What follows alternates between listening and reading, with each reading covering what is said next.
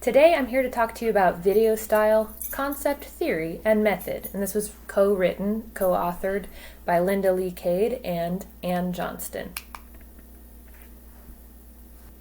So Cade and Johnston first introduced the topic of political advertising, and they note that it's a fairly unique rhetorical genre because it's a very controlled messaging from candidates directly to their audiences. So political advertising is special because it doesn't have the room for error that a debate has, and it relies on a variety of well-known cultural myths and a pretty dramatic tone in order to intrigue audiences. Political advertising also gets to use the unique affordances provided by television. So people get to say things, that's the verbal content. We get to see and hear them, that's the nonverbal content. And then film and production techniques can use the training that we've received from things like movies and television shows to put together a story for us about what the candidate wants us to think of them. So video style in general is a telepresentation aesthetic. You can think of this as the brand that the politician's media persona is comprised of. So it's what they look like, the kinds of things that they say, the kinds of frames that they use, the general tone that they have that they're trying to convey when they're visible on mediated content. So ads, debates, and so on. Video style has three components: verbal style, what they say; nonverbal style, so visual and audio cues that audiences can interpret. This ranges from everything including appearance, the tone of voice that they have, and their body language. My nonverbal style is hilarious and chaotic because I have my corgi here. And he's actually not very good at being an assistant. And then finally there are film and production techniques, so the editing and camera angle. I'm going to get into each of these three components in turn. So verbal components of video style, this is content. You could think of this like logos in the Dr. B definition of logos. So it's all of the content that we hear and see. Symbols are also sometimes considered content, but some of that goes into the nonverbal category. So it's just easiest to think of this as the words that people say. The person's position on major issues, so their platform issues, and their major frames. Now, Cade and Johnston go into a number of strategies that incumbents use when they are trying to craft their video style during a presidential election. So an incumbent, that's the sitting president who's running for re-election, or if we're thinking about other political offices, it's whoever is defending the position that they currently hold.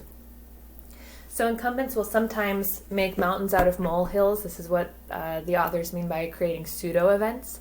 They might make appointments for jobs and party positions, so this is rewarding people who could be their supporters.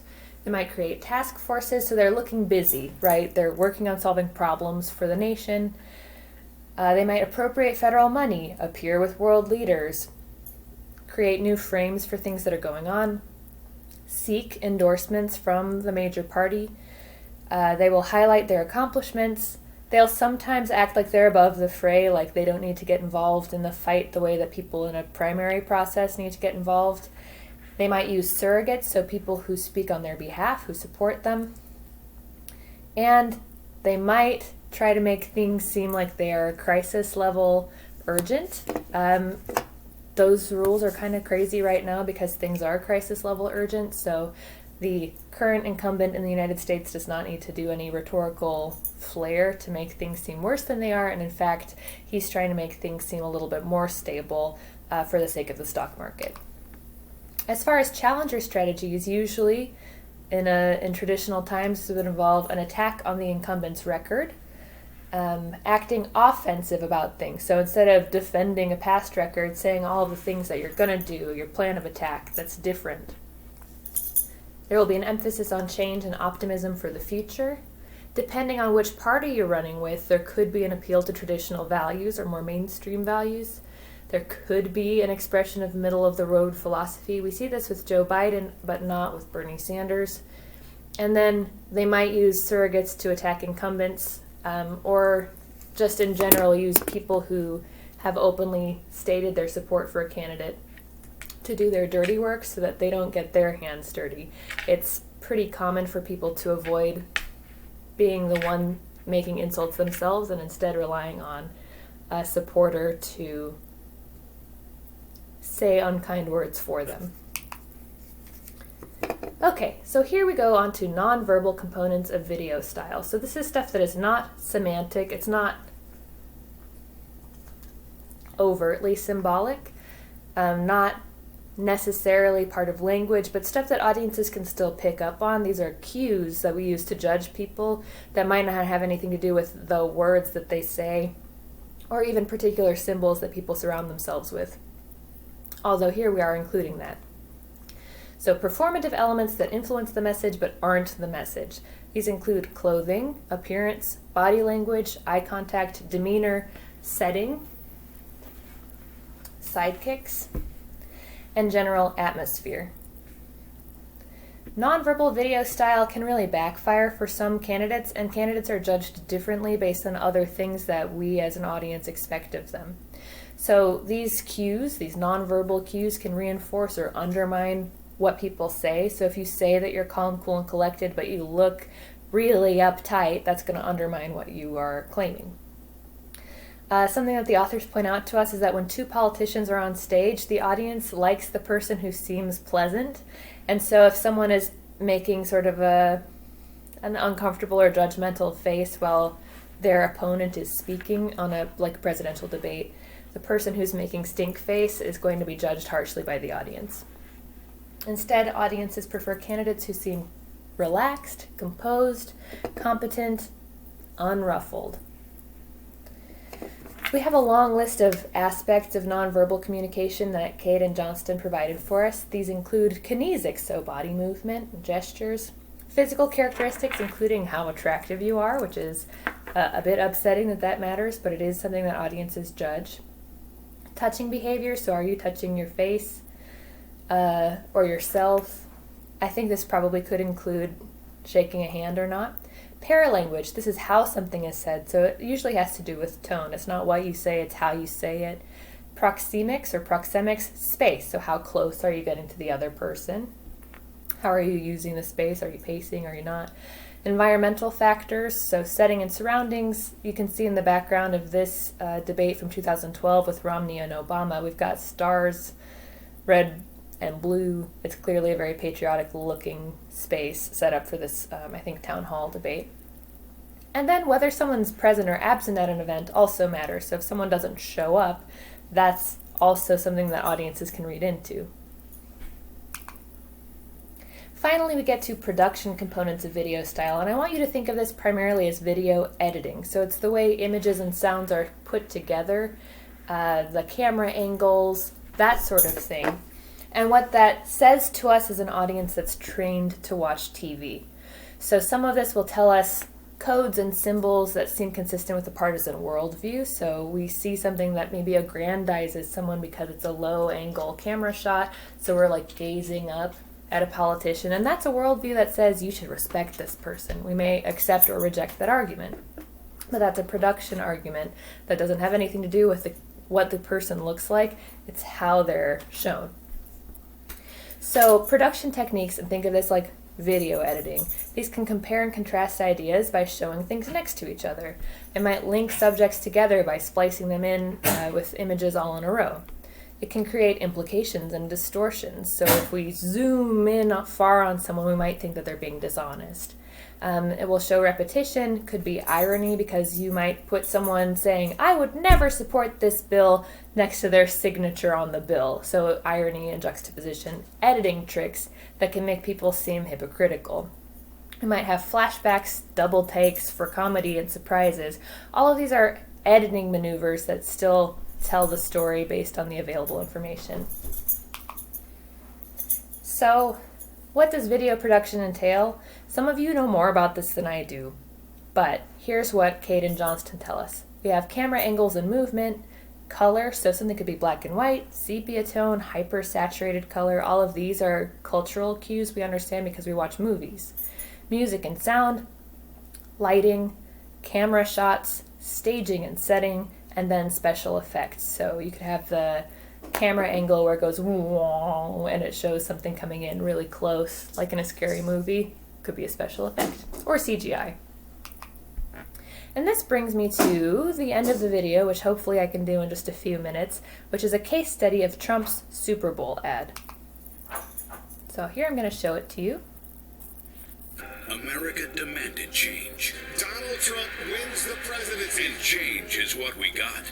Under President Trump, America is stronger, safer, and more prosperous than ever before. Best wage growth I think we've seen in almost a decade. Unemployment rate sinking to a 49-year low. Unemployment for African Americans fell to a new low. Unemployment for Hispanics hit an all-time record low. And ladies and gentlemen, the best is yet to come.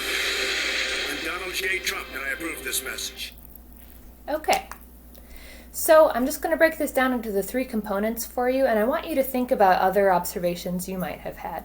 So in terms of verbal components in that ad for Donald Trump running for re-election, the incumbent running for re-election in the 2020 general election, America demanded change. We are stronger, safer, and more prosperous after 4 years with Donald Trump. We've seen the best wage growth in a decade. Unemployment is at a 49-year low. There are claims about job growth for African Americans and Hispanics. There's a claim that the best is yet to come, said in Donald Trump's own words. And then I'm Donald J. Trump and I approve this message, said in his own words. So if we just look at the argument strung together with these phrases, we can see the case being made is that Donald Trump has been good for the economy, he's been good for workers, he's been good for people of color, unemployment is low, we can expect future prosperity moving forward with Donald Trump. Stronger, safer, and more prosperous. The safer element is made through images and symbols like military planes and other things related to military, which mostly show up in nonverbal components. So there's a lot going on. This is a 30-second clip, but we still see tons of information. So Trump is pictured in silhouette. He's dressed in a formal suit with a red tie, classic Republican uniform. He's raising a fist in a victory gesture next to Pence. He's being sworn into office, and he makes the honesty gesture when he's got his hand on the Bible next to his wife. He's greeting a cheering crowd, and he's sort of, welcoming them. We see Trump pictured in front of many American flags, military equipment, military personnel. News anchors are offering compliments, including news anchors of color. We see families and workers, including people of color. We hear cinematic music that's orchestral. It seems very grand, like we're watching a blockbuster movie. We hear military sounds like a zooming plane. We hear the cheering audience sort of interspliced with the cinematic music. And then we don't hear Trump's voice until the very end, which is an interesting choice for Videostyle and not usually how he packages himself for the media. So this is played at the Super Bowl for a general bipartisan audience. So we hear Trump say the best is yet to come and he approves this message, but that's all he says. This takes us to TV and production components. Trump in silhouette looks like a pro athlete entering a stadium or some other kind of cultural hero. The editing with him and the cheering crowds makes it look like the crowds are cheering for him, even though those things could have all been taken out of context and put together later in the editing room. We hear audio cues with the military equipment, all of which tells us the story that he's a commander-in-chief. Trump is always pictured standing in front of supporters. He always looks taller than everybody else. He's the best dressed in the room, so this gives us the appearance of strength. Some of that's nonverbal component. Some of that's the way he's filmed. And then the voiceover with the pleasant-sounding narrative most of the time is also very cinematic. It's like we're watching a trailer for a blockbuster movie, and the sequel is part 2 of Trump's presidency. So the overall video style is that we have a confident, popular leader. He's the commander-in-chief. He's beloved by the military, people of color, and American workers. He's professional and optimistic. And this particular item, the persona that we see in this video, is not of a Republican leader, but a leader, a blockbuster leader with cinematic qualities. So this is important to pay attention to because this is a carefully crafted, controlled text, and it's putting together a very strong message using a combination of verbal argument, nonverbal symbolic cues, and editing style. So that's Videostyle, and I'll catch up with you all again in a couple of days.